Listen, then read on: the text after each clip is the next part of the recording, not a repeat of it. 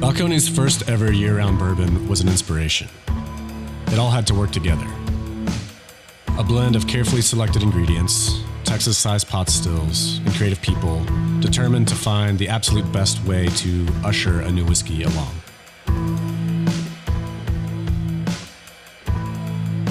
When you discover how it pairs with a meaningful moment, suddenly the feeling of drinking great whiskey becomes a whole lot more.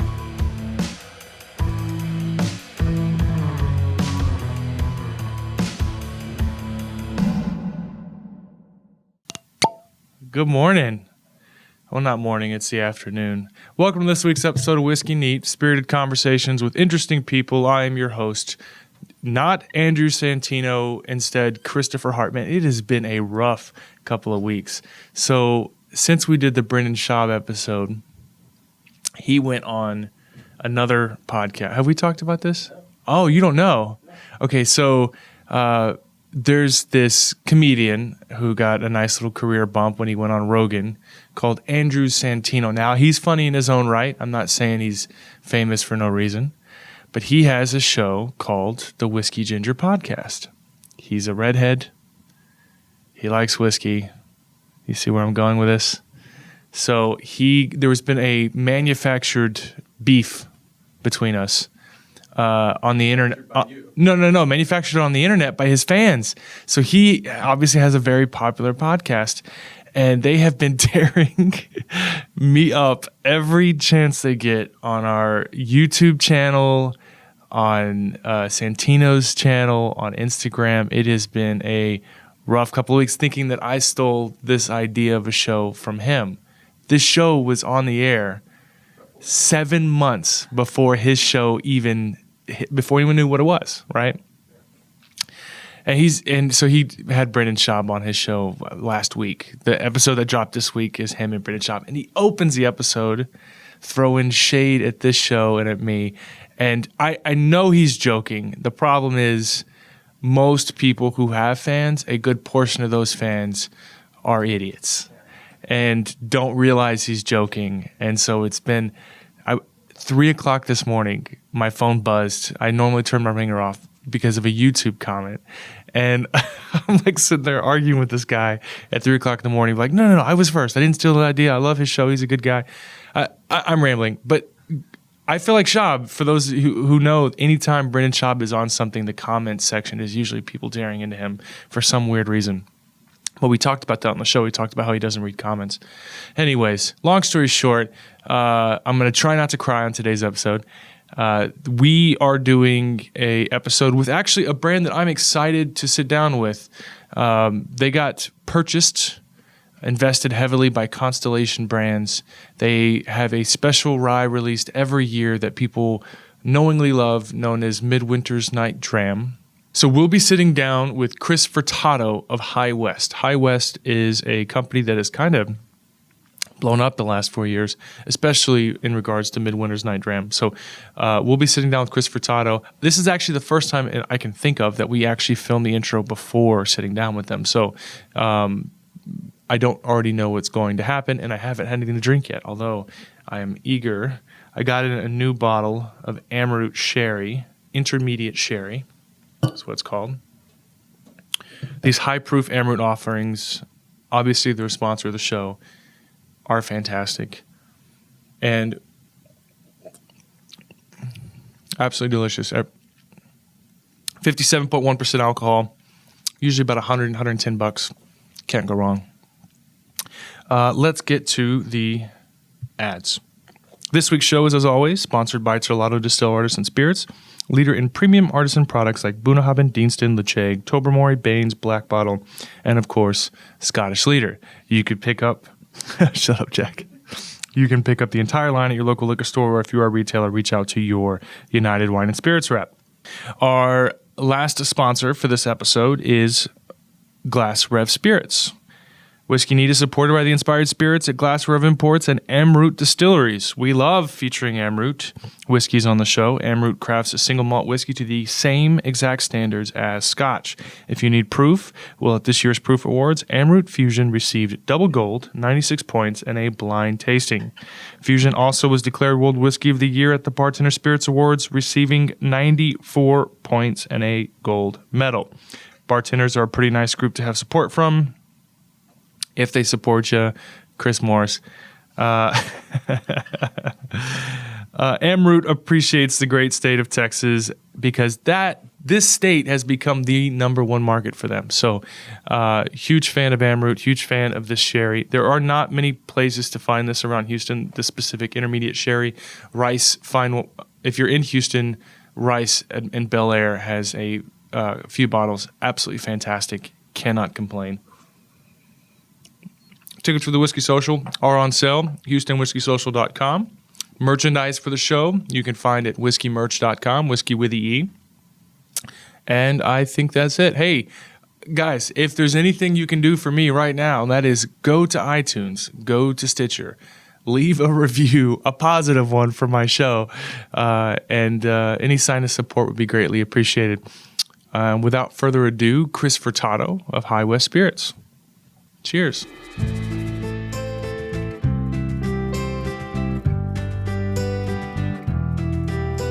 Chris, welcome to the show. Thank you. Thanks for having me. It's good to see you again. Last time I saw you, we were kind of hanging out. Do you remember the last time I saw you? We're at NASA Liquor picking out a barrel for those guys, right? I wanted the gin finished whiskey, but Alex was a bit nervous. That's a problem with barrel selections. People get a little. A decision has to be made. Do we want something that's going to be really unique and speak to the nerd in people, or do we want to buy something that's going to be almost universally easy drinking? And I don't want to say the common denominator, but right. The Madeira was fantastic and easy drinking, which is what they ended up picking. But what I really wanted, you had a gin barrel and I think a peated barrel were one of the samples. We had a Scotch finish. We had the gin barrel. We had Pinot de Chartres. And then we had the Madeira. Yes. And they picked the Madeira. I know. I wanted that gin barrel so bad. Well, interesting thing was we decided for the first time, instead of selling all our barrels to individual accounts, we decided to make that what we call the Lone Star barrel and made it available to anybody who wanted it. Oh, sure. So just to the state. Just to the state. So any retail, any on-premise account who wanted that. And it was actually a pretty good program. I think there's probably a few bottles still out there somewhere. Oh, really? Yeah, absolutely. Well, I'm glad you're here. We didn't get to chat long at that our gathering at NASA, but you brought the full lineup. High West has obviously gone through this explosive growth. The attention, the eyes on you guys, especially on one particular bottle that I can't wait to get into, which is this year's release of which is so crazy. It's not a full bottle, but it is fully sealed. No, it's not. It looks like it is. Trust me, I've been drinking from that bottle already. I broke it in. No worries. But this year's release of Midwinter's Night Dram. Absolutely, yeah. So I tend to oftentimes tee up questions I kind of already know the answer to, but not in this case. Okay. Can you break down the whole act scene thing? Absolutely. All right. So the act refers to the year of the release.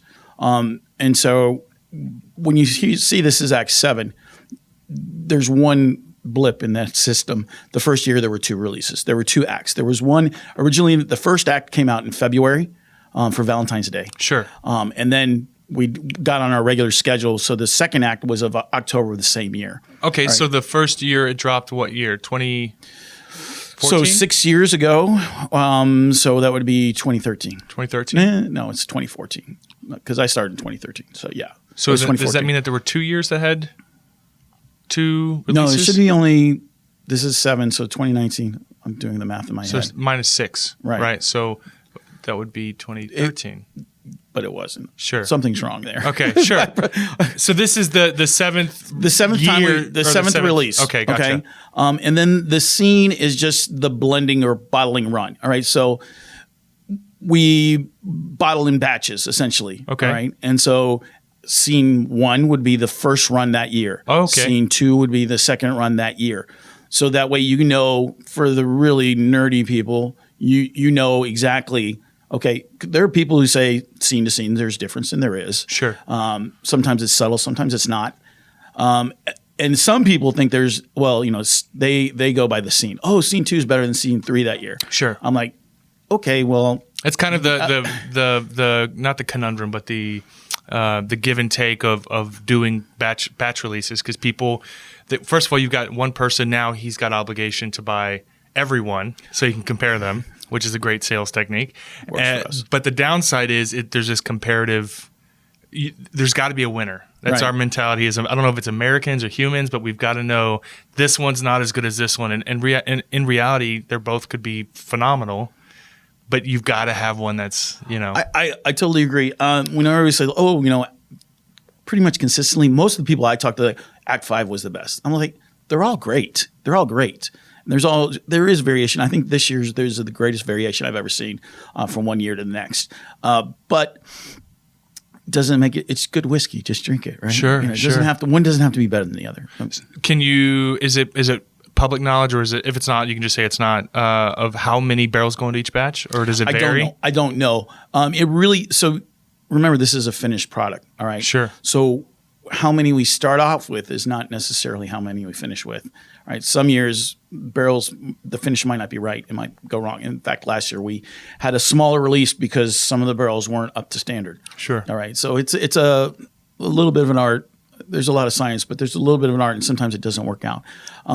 Generally, I think we talk in cases generally. So we average about 2,500 to 3,000 cases of any of our limited releases. So that's Dram, it's Boo Rye, it's Yippee-Ki-Yay. Sure.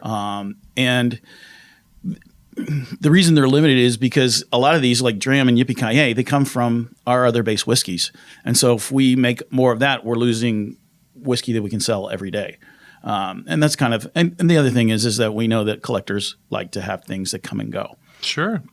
Do you know, is it public knowledge how long they're finished for, or is that a vary Typically, too? Or? That it varies. I mean, because obviously it depends on the quality of the barrel. Is it wet? Is it dry? Was it a good year for port that year? That kind of thing. Typically, anywhere from usually 3 to 4 months, sometimes as much as 6. Doesn't take that long to really influence the flavor with that port. Trying to prevent myself from sneezing. No. Absolutely. I mean, Midwinter's Night Dram is arguably, I would say, your most highly coveted. You guys got some older stuff. I mean, I'm eager to jump into this 14-year-old light whiskey, but would you say that that's probably the big thing everyone's fighting over? Your Pappy? Yeah, I would say that is our Pappy. I mean, there are older stuff, vintage stuff that we don't sell or make anymore, and so some of that stuff. For the real High West nerds, the 21-year, very rare, the 16-year, very rare, 12-year, very rare, the light, the Valley Tan, things like that aren't released anyplace but Utah? Yeah. So some of those are coveted, but day in, day out, it's the core 4 plus those other 3. And Dram is by far of our core whiskeys, the one that everybody always, Chris, where do I find it? I can never find it. I was like, I find it wherever I go, but sure. You just got to know where to look. Yeah, you've got to be, you got to be out there. Okay, so I have some questions I want to get into about your single barrel program, but before we do, I'd like to jump in and start from the top. Oh, absolutely. Yeah. So let's do that. Where do you want to guide us? Where do we start? Well, I always liked these days. I figure I'm a storyteller. That's a brand ambassador's job. Is I travel the country, drink whiskey, and tell stories. Sure. All right. So I want to tell the story of High West. I'm going to give you the story from the beginning, a little history, and then walk through our core whiskeys because I think that's the base. That's the foundation. It tells you who we are with these whiskeys, and then we can talk about the special things on top. Okay. Of Sure. All right? And as you have questions, please let me know. Absolutely. All right. Wait, can we drink and listen? Oh, yes. That's my favorite thing. So absolutely. David Perkins, our founder, he before he sold the company, he sold the company right in my car. Yeah. Oh, really? Yeah. We were driving from Austin to Houston to come to Whiskeys of the World 3 years ago. And he was on the phone making the deal. But his last bit of advice to me was, Chris, you talk too much before you give people whiskey. And I was like, okay, so I work that into my stories these days. It's like I try to pour whiskey as soon as possible because I'm much more entertaining when you have a little whiskey in you. Hey, you and me both. And my boss, David told me, he's like, you're more entertaining when you do a better job when you've had a little whiskey. Sure. So I have to loosen up a little bit too. I had a drink before the episode started, so the intro. So that's No, I don't think right. I've had anything today. I've been selling whiskey all day, but I didn't actually taste any of my own stuff. So what is this? this is American Prairie Bourbon. Okay. So this is the first one. I always like to start with American Prairie Bourbon. But first I'm going to jump to High West and who we are. Okay. So High West, we are the first legal distillery from Utah since 1870. We've been distilling since 2006, which in terms of whiskey, I mean, that's not a long time. Still longer than everyone in Texas. It sounds like, 13 years. I'm like, yeah, but when you're a young distillery, one, we had a really small still, so we weren't making a lot of whiskey when we were young. And two, you make a lot of mistakes. I mean, you have to get through that hump of learning your art. And so most of our stuff is still in the barrels, which poses a problem. A common problem for very small, young distilleries like us is, how do we pay the bills? It's really important to me that Chris gets a paycheck. So, we had to come up with a plan. In High West, we have two plans. One, we opened up a saloon. All right. We built a saloon around our original still, and it's the most popular restaurant in Park City, Utah. All right. They do hundreds of thousands of people. I mean, it's just crazy busy. But we don't want to be known as restaurateurs. We want to be known as whiskey makers. So we're back to the problem. How can we be selling whiskey while we're waiting for our whiskey to get good in the barrel? So David decided that we were going to, in addition to being distillers, we have two distilleries. We distill 7 days a week. But in addition to that, while we're waiting, we're going to be independent bottlers and blenders. Now, what does that mean? For many people, well, it depends on the distillery you work for. For us, what it means is, yes, we do go to other distilleries when we buy good whiskey from them and we bring it back home. But we think it's an important distinction is that we don't just take what we bought and pour it in a bottle, okay? We're going to take what we bought, all these different whiskeys, and we're going to blend them together in new and different ways. Do something different. To create a unique product. You can only get it from High West. We just started with someone else's good whiskey, right? Does that make sense? So what we're drinking right now is American Prairie Bourbon. I think it's a great example. So High West Bourbon is one thing that we are not distilling right now. We don't do any corn, all right? That's a few years down the road. But this is 100% sourced whiskey. Now, typically, most of the bourbons we drink are about 3 to 6 years old. And why is that? Because that's where that corn sweetness in bourbon comes out, right? But at High West, we realized that at 2 years old, bourbon has a lot of great flavor too. It's just more of a fruity sweetness, not that corn sweetness that everybody knows in bourbon.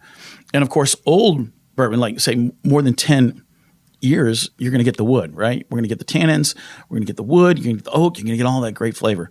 And so for our bourbon, we wanted to have those three distinct flavors. We wanted wood, we wanted this fruity sweetness, we want corn sweetness, but we wanted to be in control. So what we did is we took the three different styles of bourbon, blended them together, and created this great American whiskey. It's still a classic profile, nice and sweet. That's what people expect. But it just has a little more complexity because we're doing the three styles, right? We like to say American Prairie Bourbon is a great whiskey for a great cause. It's because we donate some of our profits to a charity. There's a group called the American Prairie Reserve Foundation, and they came to us years ago. We were only making the rye whiskeys back then. We had no plans of making bourbon, and they came to us and they said, High West, we love what you do. We love your whiskey. We love the way your bottle looks. We love the labels. We love everything about it. The only problem is we want a bourbon. We want you to make a bourbon for us because when someone donates to our charity, we're going to give them a bottle of whiskey, and we want it to be this. Sure. So we're like, okay, well, cool, but we don't have any plans to make bourbon, so thank you, but it's not our thing. We're going to pass. We did some homework, and we found out that the guys who were starting this charity, Bill Gates, Warren Buffett, Ted Turner. So we're like, okay, for you guys, we can probably figure this bourbon thing out. Sure. Right? So we did. We made this bourbon, and we liked it so much, we said, you guys buy it and give it away. You do your thing, but we're going to also buy or sell it, and we'll donate a portion of our profit to you. Now, do you think Bill needs our money? No. Not really, no. But what they're doing really appealed to who we are as High West. Sure. We have two parts of our mission statement. One is to make and share our love of great American whiskey. I think we're on our way to doing that. Number two is we want to share our love and preserve our Western culture and heritage. We have the saloon in Park City. We have these bottles that just scream cowboy. We're cowboys at heart, right? And so that's what the American Prairie Reserve Foundation is doing. They're buying land in Montana, building a game preserve. It's going to be the size of the state of Connecticut when it's done. Largest game preserve in the lower 48 states, and they're returning the land the way it was when Lewis and Clark rode through there. When they started off, there were no American bison on that piece of land. They imported 16. Now there's over 600. Right. On the label, we put a picture of the American pronghorn antelope. This was a threatened species because they migrate to reproduce. They take a trip, make some babies, come back, but they weren't migrating because they won't cross roads or fences. So now they're on the comeback because now they have all this land that they can migrate and do. They can roam, yeah. Yeah. So I like to say that we put a picture of Bambi on the label to remind everybody when you drink American Prairie bourbon, you're saving Bambi. And we know that people like to drink for a cause. They like to feel better. And the other thing is, you drink a lot of great whiskey. There's lots of great whiskey out there. I like all good whiskey, right? And so all things being considered equal, why would you drink our bourbon as opposed to something else? Well, we have a good story behind it, and we're helping out. And I think that's important these days because there's lots of great whiskey out there. No doubt about it. It's just nice to have a story behind it to help you decide, make a choice on what you're going to drink. So campfire, would that be where we're going next? Or do you want to generally because I of did the peat? Campfire last because of the peat. It's going to influence the taste of all the whiskeys we're going to have after that. So we can do that if you want. No, we can go. You want to go double rye? Right. Okay. So, all right. Let's go double rye next. Okay. So double rye. Oh, I got to empty my glass first. No worries. I got a dump glass here if you need it. No. So American Prairie, Double Rye, Rendezvous Rye, and Campfire, what we call our core four whiskeys. They're available 365 days of the year. Number two seller is American Prairie Bourbon. Our number one seller is Double Rye. Okay. Our goal with Double Rye was to create the spiciest rye whiskey you've ever had. The challenge is that spicy rye is also the youngest rye, 2 years old, right? And the challenge with that is that 2 years in a barrel isn't really long enough to remove a lot of the harshness, the hotness. Sure. So how do you get something spicy but not too hot, which is what we wanted? So we start with a 2-year-old base, and then we take a blend of 4 to 8 year old rye whiskey, which these days is 4 to 8 year old High West whiskey, and we blend that on top. So the base of that 2-year-old is going to provide the backbone of all that strength and all that spiciness, and the other 4 to 8 year blend is softer. It's meant to soften it. The result is a great cocktail whiskey. So if you're looking for an old fashioned, a Manhattan, a Sazerac, those kind of cocktails are what we intended for Double Rye. Yeah, this is lots of spice. You get that. It's extremely spicy, but still somehow soft initially. Right on the palate, the very first taste is kind of not as aggressive. It's that I think it's that 46 ABV, and then you get all that spice. What's the typical MSRP for the double rye? About $35, $36, give or take, depending on where you're going. Yeah, we like to be the affordable luxury. That's what we call ourselves. We're not the cheapest, but we're definitely not the most expensive. 35 is great. Yeah. No complaints at all. We've recently we're having some lively discussion over some other 2-ish year old ryes that were over $100 that we were kind of trying to. Yeah. Even if it's great, it's like it's kind of hard to get it. When it comes to whiskeys, swallow, no pun intended. When it comes to whiskeys, I always like, well, how do you rate whiskeys? I'm like, one, does it taste good? Right? That's the most important thing. The most important thing. Does it taste good? Number two, is the distillery being honest about what they're making and where they're getting agree. it? And number three, is it a good perceived value? If someone told me that Double Rye was $100, I'd say, nope, not worth it. Be a lot harder of a sell. Yeah. Exactly. But at 35, I think it doesn't taste. It's not good for 35. It's good and it's also 35. Like It's not. I don't think it would be the value. There's anything inherently wrong with it. It's just that $100 for what you know of the product is a bit of a again, no pun intended, hard to swallow. Right. But that's fantastic. It's good all by itself. Absolutely. And so it's a nice segue to move into Rendezvous Rye. I describe Rendezvous Rye as Double Rye's big brother. Okay. Remember I said that Double had that 2-year-old base and a blend of 4 to 8 on top of that? This feels like a drinking competition. Speed sips. There's a lot of whiskey to cover today. Let me see the Rendezvous. Yep. This I'm very much in love with. It is. Everybody asks, what's my favorite child? Rendezvous Rye is my favorite child. It really is. So we start with a 6-year-old base on this, which 6-year-old rye is not that common these days. It's kind of hard to come by. So we start with that 6-year-old base. A lot more oak influence here. And then we add in that 48-year-old High West rye blend is what we call it now. And we put that on top. 4 to 8-year-olds. It's a range of 4 to 8-year-olds. I heard 48-year-old at first. Oh, no. I was like, no, that's not quite. Chris, I know math, and that doesn't work for your timeline. Yeah, so it really, to me, the difference is double rye is cinnamon sticks and big red gum, intensely spicy. Yeah. And Rendezvous is baking spices. What's the Red Hots? Yeah, absolutely. That's double cinnamon, rye. some candied cinnamon. Right. Whereas you think baking spices for a Rendezvous rye. I think of double rye, like I said, cocktails, Rendezvous rye. I like it neat. I don't like to cover it up. And this is what we consider our flagship. It's the first whiskey we ever released, we ever made and sold in public. It's the one that gets all the write-ups, okay? All the awards, So a few years ago, list came out, best American whiskeys under $100, right? 23 American whiskeys on that list. High West had 3 of those 23. Okay, no other distillery had more than one. Number 2 on the list was Rendezvous Rye. What's the price point? So this is going to be, retail is going to be about $65. Okay. Number 1 on the list was George T. Stagg. And so I was like, oh, you claiming second? I'm like, you can actually buy Rendezvous Rye, right? Yeah. You can't find George. It's like most people can't. I like to say that Rendezvous is the best American whiskey under $100 that you can actually buy in a store. So you can find, yeah. So, which I think, by the way, should be my mouth's numb already. A prerequisite for these awards should be something you can actually find. It seems extremely infuriating when a whiskey wins a whiskey of the year and it's a single barrel product. Right. I love Henry Henry McKenna. McKenna. Again, right? I love Henry McKenna, but that's a single barrel of that line, of a line that has a wide variance in profile. Anyways, I don't mean to rant, but under $100 that you can find regularly all the time, year round, any place that has even a remotely decent whiskey selection. Absolutely. The other thing is, Whiskey Advocate, they did a list of 10 whiskeys everybody should have on their home bar. 9 of the whiskeys were either a single malt Scotch, Japanese malt whiskey, or American bourbon. There was 1 rye whiskey on the list. It was Rendezvous Rye. So I take that as a pretty big pat on the back for us. Sure. I think Rendezvous Rye is a great introduction. I really want to see that list because it's kind of irritating already. What Japanese whiskey was on the list of every day? I don't recall. It was 2 years ago at this point. So I don't know.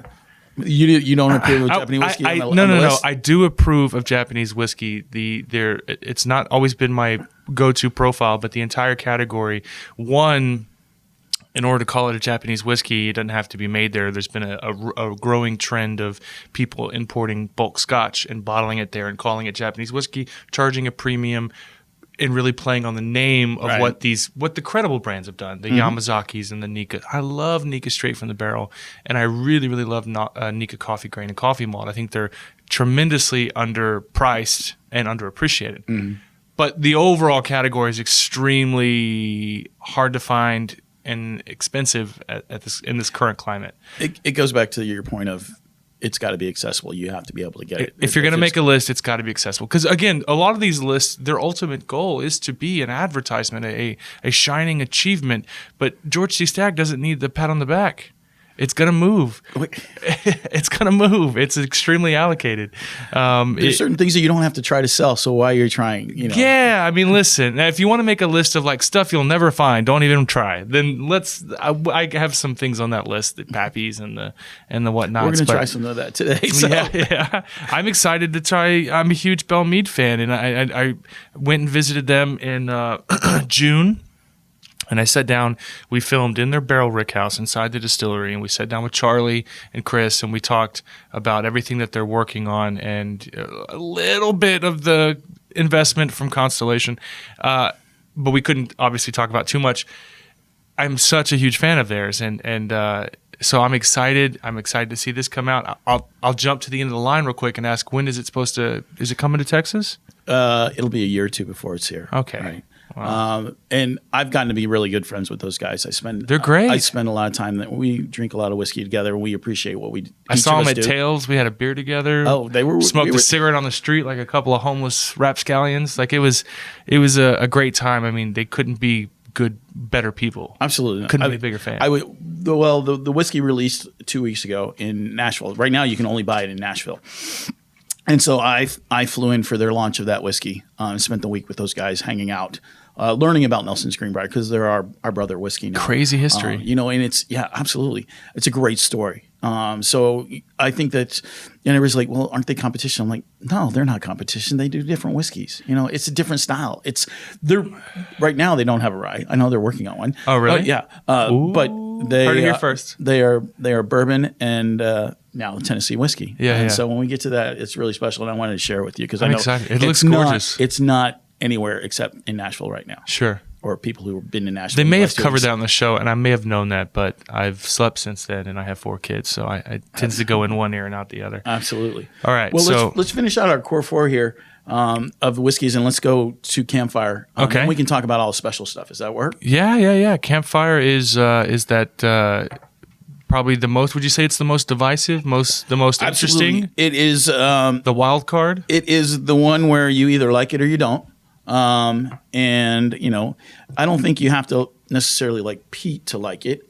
I'm surprised. I teach a class at UNT every year, the whiskey class, to their restaurant students, and consistently when I serve Campfire to these young 21-year-olds, everybody's over the age, and they consistently love Campfire, which is kind of, to me, it's a more of a mature whiskey drinker kind of thing.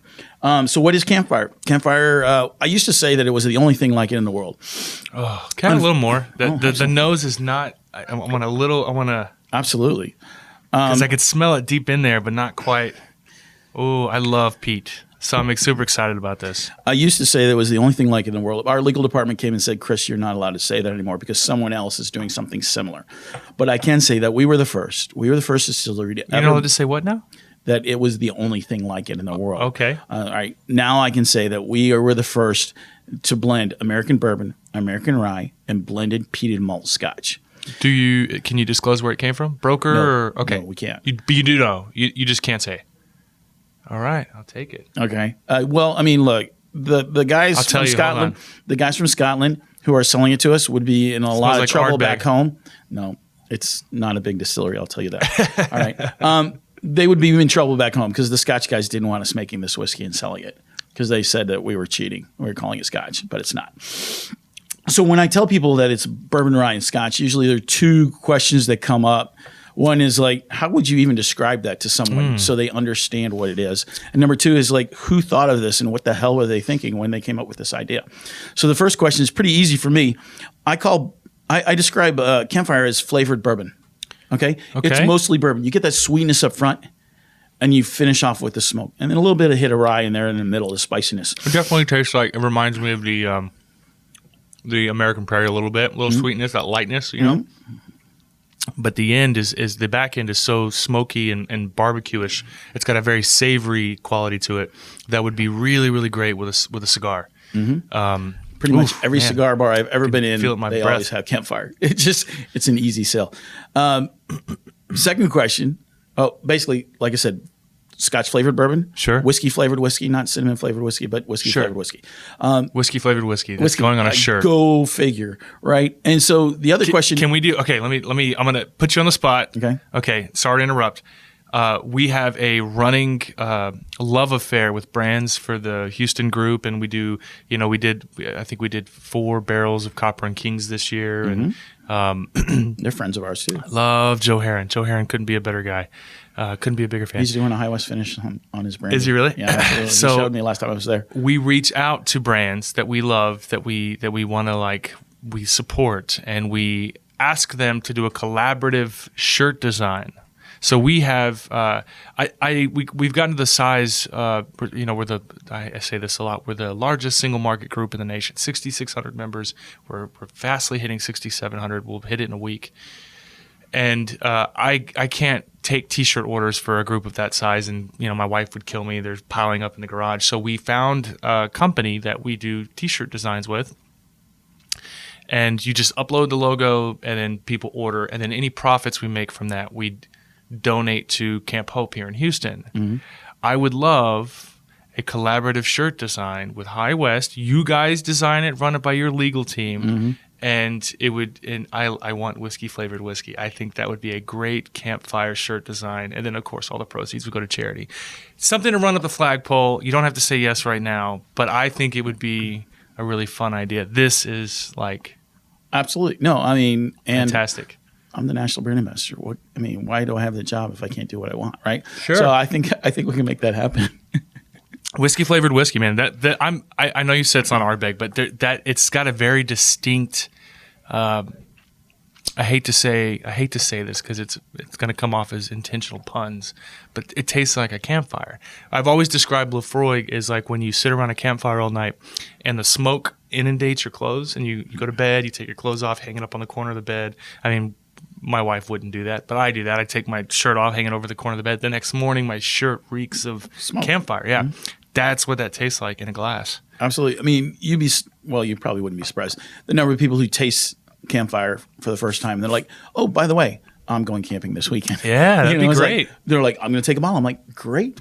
A lot of people drink campfire around the campfire. It seems like a wonderful way to go. What do they run MSRP wise? It's going to be the same as Rendezvous Rye. So it's about 65, depending on where you're shopping. And I think that's what Yippee-Ki-Yay is around the 70, 80, 90 range these days. Sure. Yeah. We'll talk about the limiteds in a second. Okay. Right. So finish the story. I didn't mean to interrupt. No problem. I think it's a really good story about how it came about. So David Perkins, our founder, was at Bruichladdich with his wife, Jane. He was there for a distillers conference, and they were staying on site. There's a bed and breakfast at Bruichladdich that you can stay at. Yep. And so he was staying there. And one morning he's having breakfast, and he smells peat smoke, right? And he knows that, they used to use peat to heat the house and cook, but they have electricity now, so that's really not common to smell that. And so he was really curious on why he smelled that. Have you ever been to Isla? Not yet. Side note that their entire island, they get their electricity from a underwater cable, and it's on a meter. So when we stayed there, we stayed in a cottage. We had to have like a prepaid phone card, but it was for your electricity. So it's on a prepaid key, and then you put the key in the meter, and you have like X amount of minutes. It's the most foreign thing to me that in 2019 or 2018 you've got to like prepay your electricity, but being out in the middle of nowhere off the coast of Scotland, I can imagine is absolutely. But anyway, so I'm very much in love with Isla, yeah, and Bruichladdich right up there for me. Right. So he gets up from this breakfast table and he walks into the kitchen like he owns the restaurant, and he starts looking around because that's where the smell's coming from, right? And of course, the lady who's in charge comes up to him and is like, "Sir, can I help you? Is there a reason why you're in my kitchen?"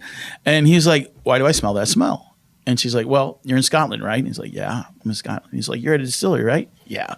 And so she's like, "We're trying to create ambiance. We just want you to feel like you're in Scotland." And so what makes you think of Scotland more than that smell? Burning vegetal matter? Exactly. That briny, peaty smell. And he's like, "Oh, I get it. Ambiance. Cool." He's a saloon in Utah. We create ambiance there. We don't burn peat logs, but, he works to do that. And so he understood that. So he starts walking out of the kitchen. But as he's walking out, he sees one of the prep cooks taking bottles of scotch and bags of sugar and putting it in a pot and cooking it on the stove. And so David was intrigued. He was like, "What's that?" And again, the lady in charge says, "I'll show you, but you have to come back for dinner." And David's like, "Okay, fine."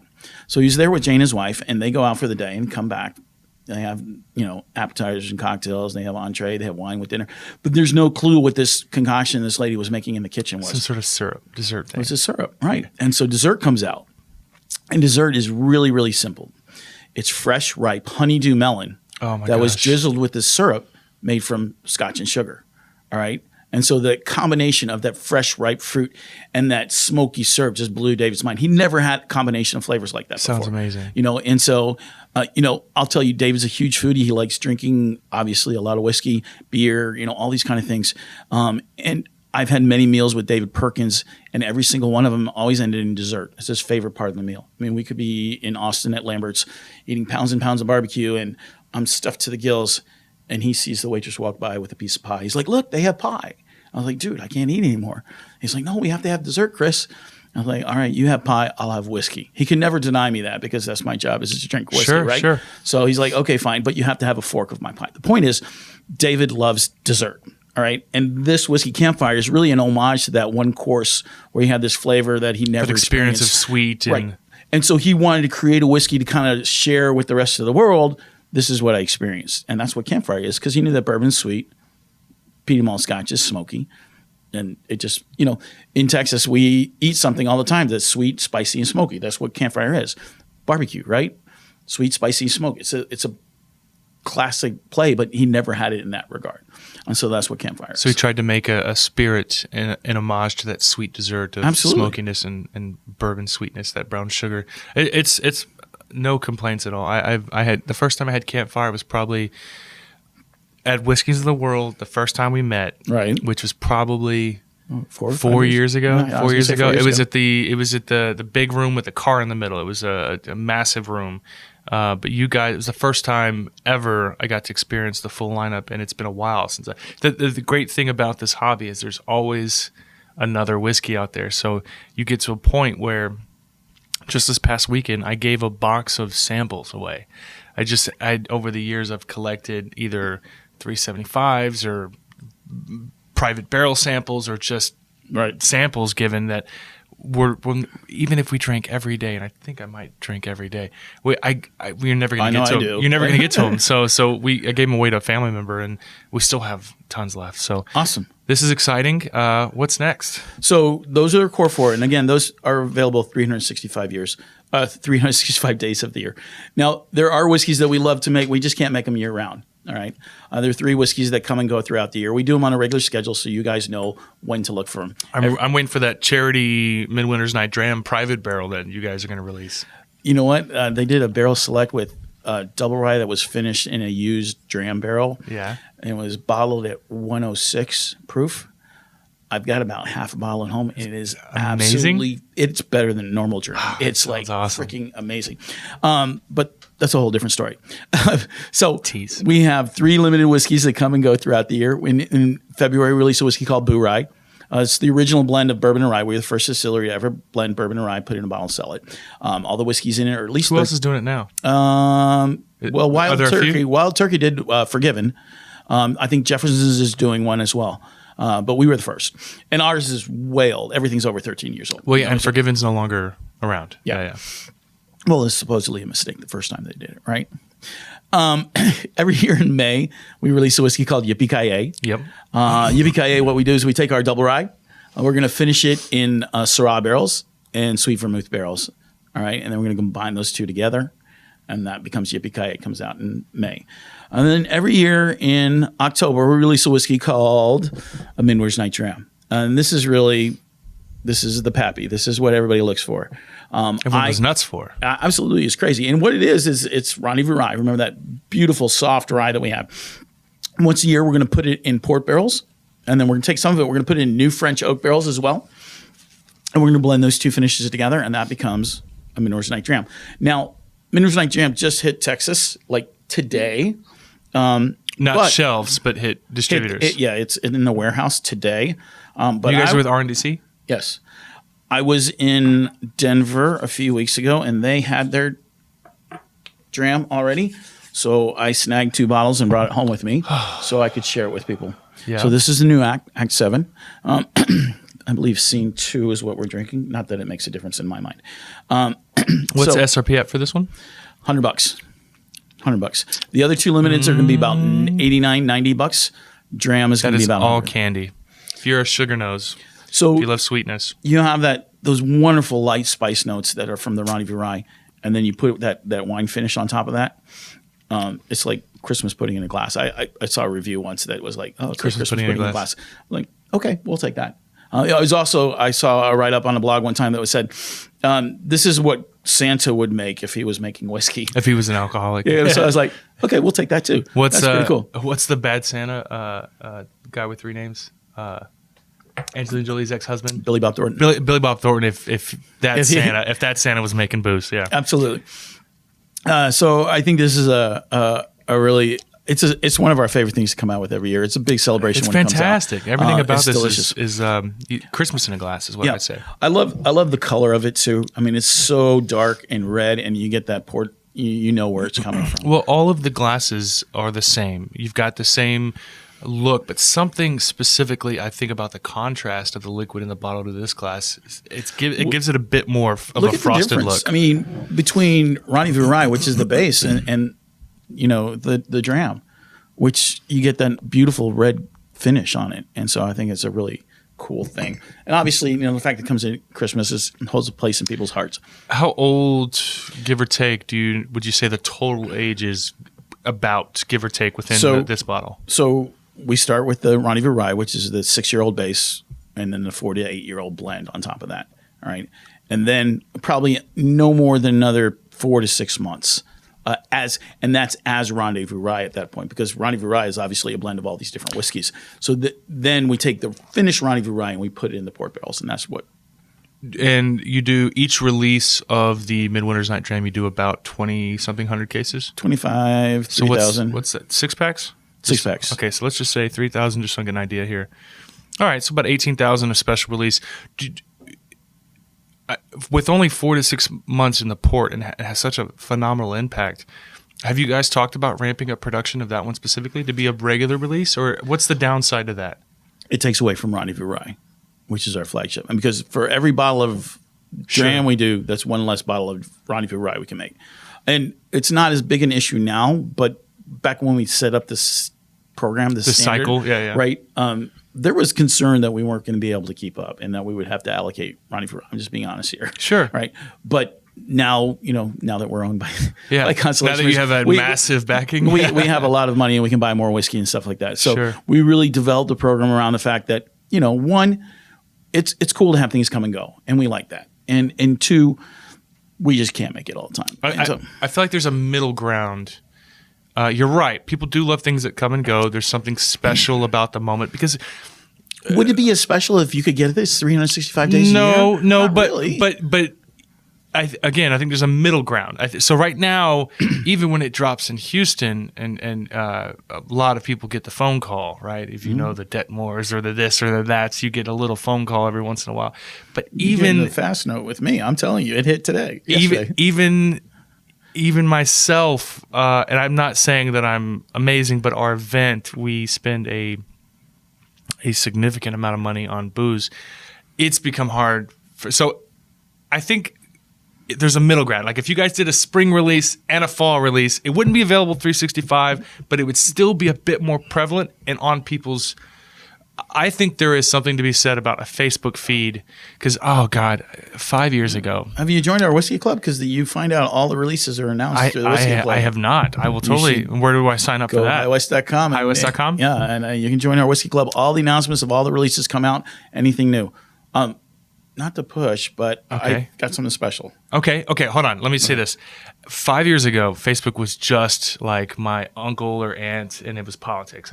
Even now it's still politics. But the glory of what Facebook has turned into for a lot of people is a feed of bottles. It's essentially Instagram with attitude, right? I think there's something to be said about a constant reminder of something delicious and fantastic at this. I know that I'm sure people give advice all the time. I would love to see at least one more release a year of this stuff. I think it wouldn't oversaturate and would still keep it more because it's so good. You know what I mean? I absolutely agree. So okay, all right. So what did you bring? Is this it right here? So this is one of two things that I brought. So this actually does not exist anymore. Yeah, you probably want a new glass. Yeah, I'm going to say you don't want to throw that out. So a few years ago, we were batch offered, number one. Huh? Batch number one. Yeah, absolutely. Well, there was only ever one batch of this. A few years ago, distiller came to David and said, "We have all this light whiskey, and we know that light whiskey is a blending component. This was actually supposed to go into Seagram's at one point, but somehow they lost track of it, and it sat in a warehouse in a barrel for 12 years. And they're like, we can't use this. It's really weird. And so they asked Dave if he wanted to buy it, and Dave tried it. He's like, yeah, I'll buy it. We had no clue what we were going to do with it. It sat around in barrels for 2 more years, and finally we're like, the heck with it. We're just going to put it in bottles and sell it. So sure. This was 14-year light whiskey. And for those who don't know light whiskey, when you distill a mash of, let's say, bourbon mash. You can only distill bourbon up to 160, and vodka has to be cooked to the point that you cook out, at least legally, it's supposed to be flavorless and odorless at 190 proof. So you've got this beautiful zone between 160 proof and 190 proof, and that's where light whiskey exists. Go ahead. Absolutely. And it's never bottled. I mean, very rarely. I'm seeing it more and more now. It's a blending but I component. think because there's a plethora of really old aged 14-year-old or older light whiskey available. And I think we broke the seal on that too. It was like we just say, look, we're going to sell it. We're going to have to explain to people what this is. But it smells like scotch. It smells like it reminds me of Glenmorangie almost. It's got kind of a. It's very, very light, but it's delicious. It's not your typical whiskey profile, and it's really, really good. What year was this? When did we start selling it? We started selling it about 3 years ago. The last bottle, I actually consumed the last bottle in Utah at the saloon. I killed the last bottle in it's extremely Utah in easy to February. drink. Absolutely, it's delicious. I found this bottle in someplace not in Utah. I ended up because I knew that it didn't exist anymore. I paid $300 for this bottle, just because it's one of the last. Sure. There's probably a few floaters out there, but this is one of the last, and I thought it was really, really special. Barrel released a 25-year-old whiskey recently, $250, that does have a significant portion of light whiskey involved. And of course, if you followed any of the Mattingly drama over Bourbon 30, they've got quite a few light whiskey offerings. But it's not common. You don't find it anywhere. And I can drink this all day. This is super light. It's very Scotch-like. I get a ton of, reminds me of like a lowland, like a really soft lowland. I always say this, not as an offensive word, but I can't think of something more romantic or flowery. Sugar water. Like it's got kind of like a sweetened simple syrup before it's, when you make simple syrups, I think it's supposed to be 1 in 1. So like, if you do half the bottle of sugar and half the bottle of water, it's supposed to make a thick, so it's like a more thinner simple syrup almost. It's got that sweetness of white sugar, not quite brown sugar, but you get a little bit of wood influence. Do you know of what the barrels, were they just used barrels? Were they? No, these were American oak barrels. I don't know if it spent the whole life in that original American oak barrel. It's got to be a used barrel at 14, right? And to be this light. In my mind, I'm thinking it was, yeah. I don't know for sure. I don't want to mislead you. I mean, it's not out anymore. You're not trying to sell it. Exactly. It's like, it was just good. You can make it up. You can be like, Bill Gates gave it to me. It's fine. I just brought it because I want to share it with you. I appreciate you doing that. It's part of my most of the vendors or the suppliers I meet are at these trade shows, and you only have a few minutes to kind of talk, and you don't really get to sit and engage. This is I get 1 hour of exclusive Chris Furtado time, right? And we just get to sit and shoot the shit for an hour. Yeah. Well, if you find me at the right bar, then I'll sit there for hours. Yeah. I was hanging with Mike Raymond last night at Cottonmouth Club for about 5 hours. I had him on the show 2 weeks ago. He told me. He's quite the character.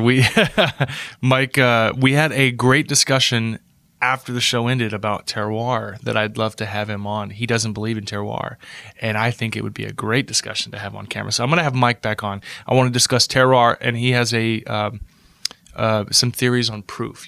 When you get into this hobby, you start off drinking, let's just say, the normal progression for most Americans are like Jello shots and Jack and Coke, and then you kind of move to, if you get into the realm of drinking whiskey, you go ice cube and water, and then you get away from the ice cube, maybe just a little bit of water, and then you drink neat, and then you move up in proof, and all of a sudden you're drinking 69% ABV. So, and I always call that from the whiskey journey.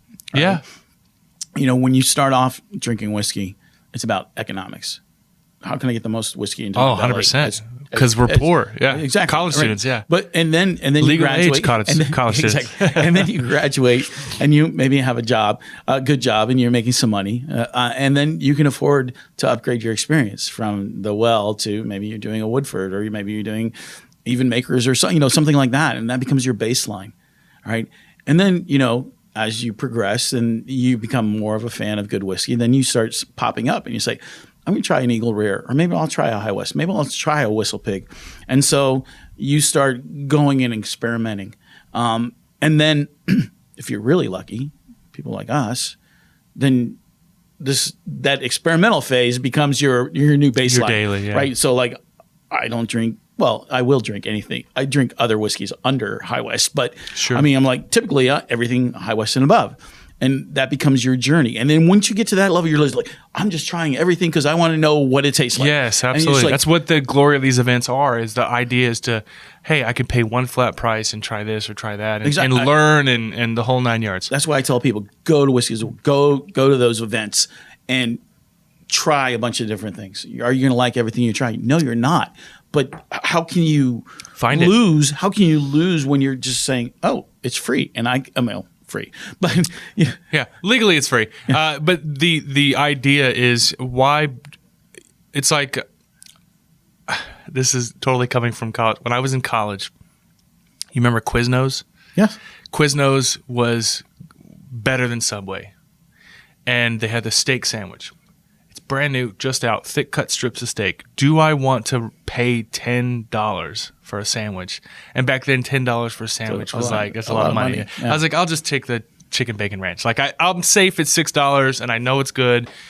It's the same thing. Do I want to spend $70 on a bottle of whiskey that I'm not sure is good, or just do the basic math? You go to these events, half-ounce pours. Do the math of what you'd be paying in a bar. You paid a lot of people get into these events for free.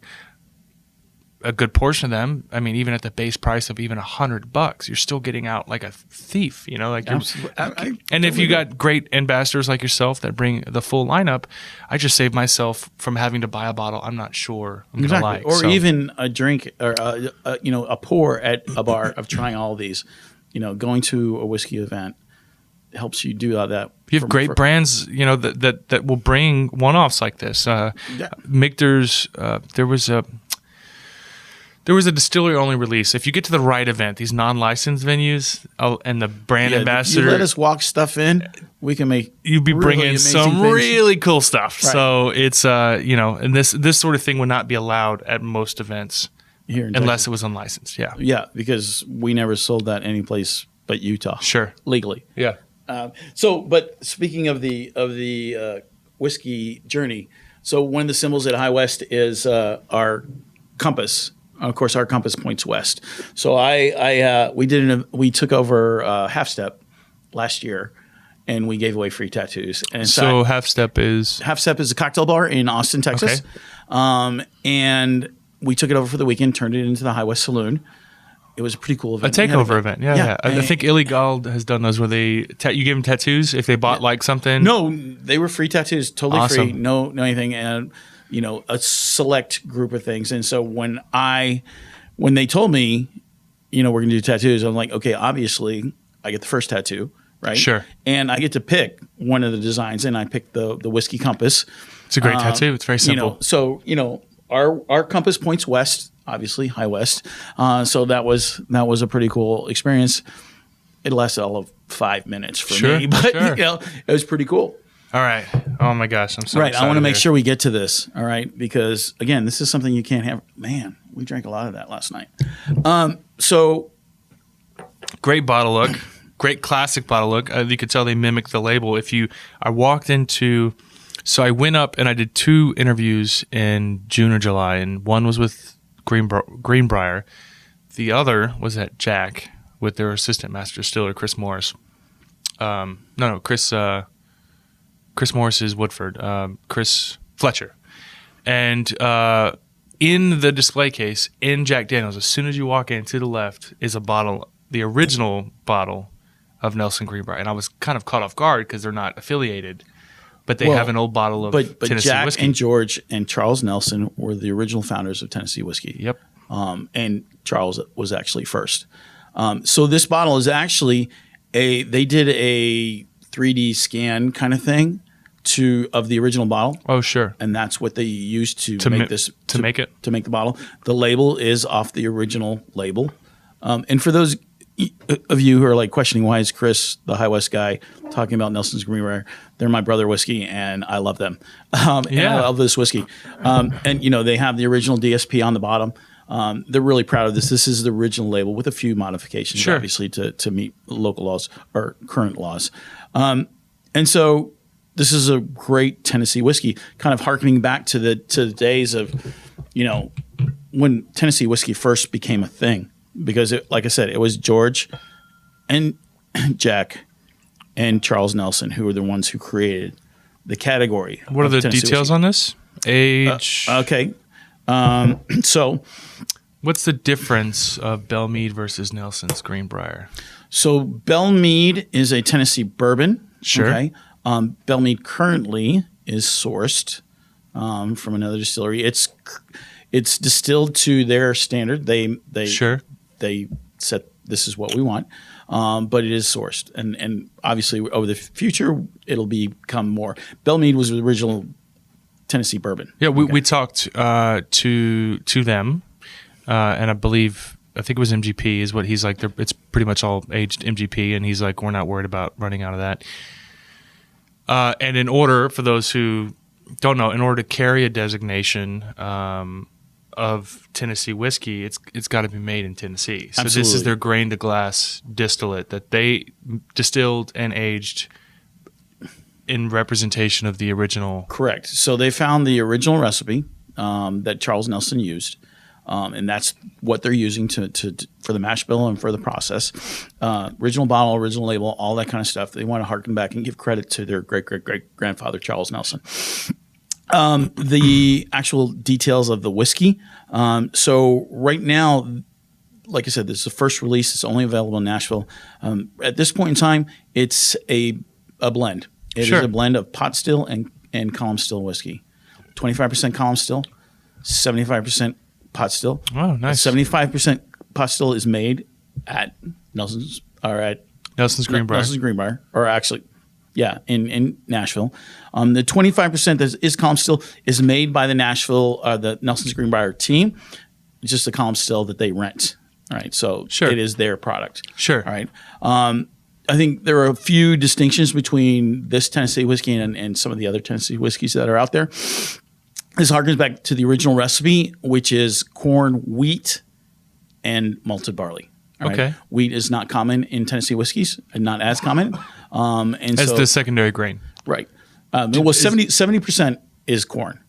And then 16 wheat, and then 14 malted barley. Right. So as second, meaning the primary grain being corn. Right. A weeder is what you'd call right. it. Yeah. Now, I don't believe there's a requirement for the minimum to be considered a weeder, but as long as the secondary grain, the second, right. Mm-hmm. You could call it a weeder, a weeded Tennessee whiskey. So obviously the wheat's going to make it a little softer, a little smoother. Sure. And the mash is the same between the column and the pot still. And then the other big difference is the charcoal filtration process. So, for example, a lot of the Tennessee whiskey is 10 feet of maple charcoal, right? Sure. So they're doing less. They're doing essentially a barrel's length. They fill a barrel, pour It's still a ton of charcoal. It's still a ton of charcoal, but it's still stripping out way less of those congeners and those flavors that are inherent off the distillate. Sure. And I think that shows in the whiskey. The wheat shows it's smoother, but it still has intensity of flavor, and it's really good. I think it's not as hot as some of the other ones, and trust me, I like Tennessee whiskey. There's a lot of people I've learned over the last few years, like, I don't care for Tennessee whiskey. I'm like, okay, well, I like this whiskey, and I like the other ones too. It just depends on your mood, right? Sure. But I think this is a really big supporter of Jack. I think a lot of brands who become so prolific in terms of familiarity, and economically, right? So when you are that 21-year-old minimum age kid drinking, it becomes the most accessible. That when you do get into a higher lifestyle or a higher echelon of class, you tend to write off where you started, and cast strength Jack Daniels, even their rye is fantastic. I mean, we're one of the lucky few that get to do their single barrel program is 60 barrels a year of their their bourbon and their rye, and we get to do one of each. So I'm a big supporter of the Lincoln County process. I'm a big supporter of Tennessee whiskey, and I think it definitely deserves more love. Absolutely. I was having a conversation with Raymond last night. We were talking about wild turkey. It's like wild turkey's my kind of like same one. It's like I don't think it gets the respect it deserves. It's a beautiful whiskey. The bourbon community loves it. It's like if I walk into a bar and they don't have High West and they don't have any of my other brands, I'm going to like, you got turkey? I'll do turkey. Can't go wrong with turkey. I'm like, what? It's solid. It's good. And $20. It's like done. It's the easiest. We talk about. There's this 3 indicators of, at least in Scotch. I won't say it universally across the board for all whiskeys, but in Scotch, there are 3 indicators of a little bit more extra effort and care put into a product. Whenever you see something that says non-chill filtered, no added color, and a bump in proof, right? So economically, the most money you can make is if you just made 80 proof products. But even looking here, I'm looking at the minimum being 46%. That little bump is a show of effort in that alcohol being a deliverer of a transport, a vehicle for flavor. And Absolutely. It doesn't have to be cask strength, but just going from 80 proof to 92, or wait, 82. No, wait. 92. 40, thank you. 92. Right. It's the booze. It's just it's you're clearly trying. Well, and the other thing is just so we don't have to chill filter. Okay. So running at a higher proof there's more alcohol in the bottle. It allows those fats and those solids that is the reason you chill filter. Sure. It allows below us to 90 keep, proof, yeah. It allows us to keep those in the whiskey, which we feel adds flavor and body. And so I think it's an important thing. Well, it's that little extra effort. It's kind of like when I come home, I don't expect a clean house, but my wife is very, very clean. But when she goes out and she comes home and I put the kids to bed, the fact that I picked up the toys and just made a little bit of effort is all that matters, right? Right. It's going from 80 proof, clear money grab. I won't say that everything is a clear money grab at 80 proof, but it just tastes so much better, so much more mouthfeel, so much more viscosity, so much more oil in something with a little bit of bump and proof, and of course, like you said, non-chill filtered. So absolutely, this was fantastic. I mean, we're at our limit. We've hit our end. We hit the wall. Right. Chris, thank you. So we hit everything, right? Absolutely. No, we did. I was like worried that there was a lot of whiskey to go through, but we made it. Thank you so much, Chris. My pleasure. Very nice having me in. Getting to hang out with you. It's good to see you again. Cheers, man. bud. Absolutely. And thank you for bringing them. Cheers. Cheers.